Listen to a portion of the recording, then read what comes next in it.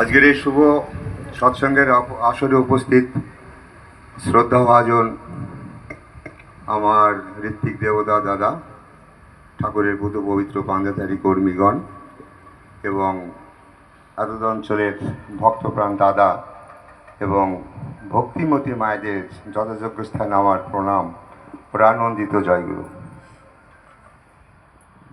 সাময়িক সৎসঙ্গের মধ্যে একটু যান্ত্রিক গোলযোগে বিঘ্ন ঘটল। এটা আমাদের প্রত্যেকেরই কনসেপশনটা একটু ব্যতিক্রমী হয়ে গেছিল। যাক, ঠাকুর আবার কানেকশনটা করে দিয়েছেন। কথা হচ্ছে, কত অজানারে জানাইলে তুমি, কত ঘরে দিলে ঠাঁই, দূরকে করিলে নিকট বন্ধু, পরকে করিলে ভাই। আজকে এই শ্রদ্ধেয় অরুণদার বাড়িতে আমরা যারা সবাই এসেছি, ঠাকুরকে ভালোবাসেন সবাই বলেই আজকে এই অরুণদার বাড়িতে এসেছেন, বা আমিও এসেছি। আজকে যদি অরুণদা, আমি যদি ঠাকুরকে না ধরতাম তাহলে অরুণদা বলে কে আমার পক্ষে জানা হতো না, এবং উপস্থিত যারা যে সমস্ত দাদা এবং মায়েরা এসেছেন তাদেরকেও আমি চিনতেই পারতাম না। তা আমাদের মিডিয়াম হচ্ছে শ্রী শ্রী ঠাকুর। ঠাকুর ছাড়া আমরা আর একজনের কাছে আপন হতে পারি না। ঠাকুর বলেছেন, you are for the lord, not for others. You are for the lord, so for others. এর বাংলা মানে হচ্ছে, প্রথমে তুমি ঠাকুরের হও, তারপরে তুমি তোমার। তারপরে বলছেন, যেহেতু তুমি ঠাকুরের সেহেতু তুমি সবার। আজকে আমরা এখানে যে যারা এসেছি, এক আদেশে চলে যারা, তাদের নিয়েই সমাজ গড়া। এই আমাদের যে সৎসঙ্গ সমাজ, আজকে এর মূলে যেমন শ্রী শ্রী ঠাকুর, এবং এর মূলে রয়েছে ভক্তি। আর একটা জিনিস যেটা আজকে সত্যানুসরণের মধ্যে পাঠ করলেন শ্রদ্ধেয় তপনদা, তা ভক্তি কাকে বলে? ভক্তি বলছেন তার সঙ্গে সতত নিরবিচ্ছিন্ন সংযুক্ত থাকার চেষ্টাকেই বলে ভক্তি। অর্থাৎ অরুণদা শ্রী শ্রী ঠাকুরের সঙ্গে নিরবচ্ছিন্ন হয়ে যুক্ত আছেন, তার পরিবার সহ যুক্ত হয়ে আছেন, তাই এটাকে ভক্তি বলছেন। তাদের ভক্তি আছে, তাদের আহ্বানে সাড়া দিয়ে আমরা সবাই তার বাড়িতে এসেছি। তা ভক্তি কি এনে দেয়? ভক্তি এনে দেয় জ্ঞান। জ্ঞান এনে দেয় সর্বভূতি আত্মবোধ। অর্থাৎ আপনার মধ্যেও যিনি, আমার মধ্যেও তিনি, সর্বজীবের মধ্যে যিনি, আমার মধ্যেও তিনি। আর আত্মবোধ এলেই আনে প্রেম, আর প্রেম নিয়ে আসে অহিংসা। আর ওদিকে আসক্তি এনে দেয় হিংসা বা অহংকার। অহংকার আসক্তি এনে দেয়। আসক্তি এনে দেয় স্বার্থবুদ্ধি।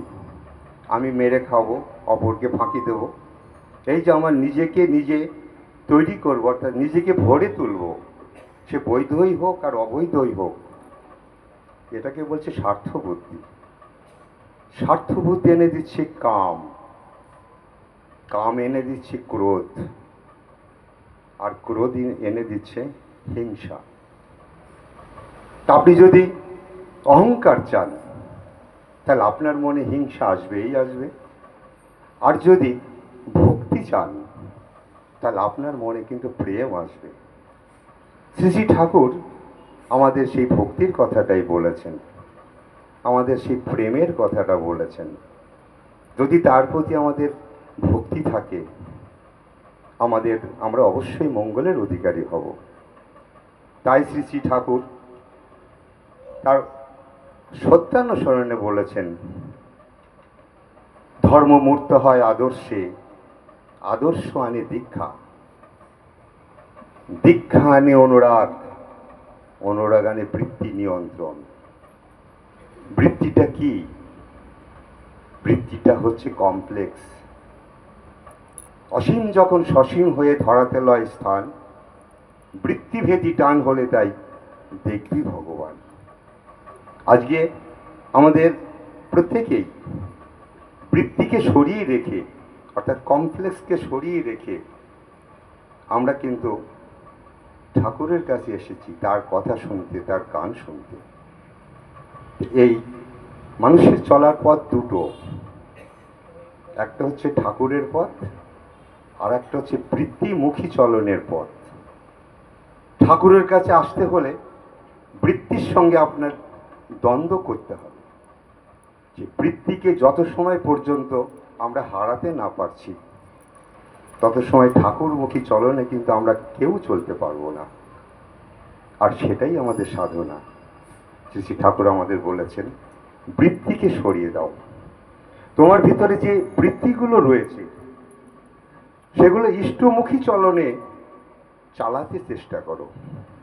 দেখবে একদিন তোমার ঠাকুরত্ব তোমার মধ্যে জেগে উঠবে। যে কথা বলছিলাম, বৃত্তি অর্থাৎ বৃত্তি নিয়ন্ত্রণ, বৃত্তি নিয়ন্ত্রণ আনে ধৃতি, অর্থাৎ আমাকে ধরে রাখে। আর ধৃতি আনে সহানুভূতি। একে অপরের প্রতি আমাদের সে সহানুভূতিটা জাগবে, এই সহানুভূতিটা নিয়ে আসবে। আর সহানুভূতি আনে সংহতি। আমাদের প্রত্যেকের মধ্যে একটা সংহতি তৈরি হবে। আর প্রত্যেকের এই সম্মিলিত সংহতির মধ্য দিয়ে আমরা একটা শক্তিতে পরিণত হব। ঠাকুর সেটাই বলেছেন। অর্থাৎ আমাদের সেই পথেই চলা উচিত। সময় কম, দাদা বারবার আমার দিকে সিগন্যাল দিচ্ছেন। দুঃখ যে আজকে সংযোগটা কেটে গেল। তা এইখানেই রাখি, পরবর্তীতে আবার বলবো। খুব সুন্দর লাগলো সব কিছুই, কিন্তু একটা দিকটা ব্যতিক্রম ঘটে গেল, এটা যান্ত্রিক গোলযোগ। ঠাকুরকে হয়তো আমরা ঠিকমতো প্রার্থনা করতে পারিনি, আমাদেরও ত্রুটি আছে। এবারই সবাইকে এবং উপস্থিত যারা আসছেন প্রত্যেকেরই আমি মঙ্গল প্রার্থনা করি। ভালো থাকবেন সবাই। বন্দে পুরুষোত্তম।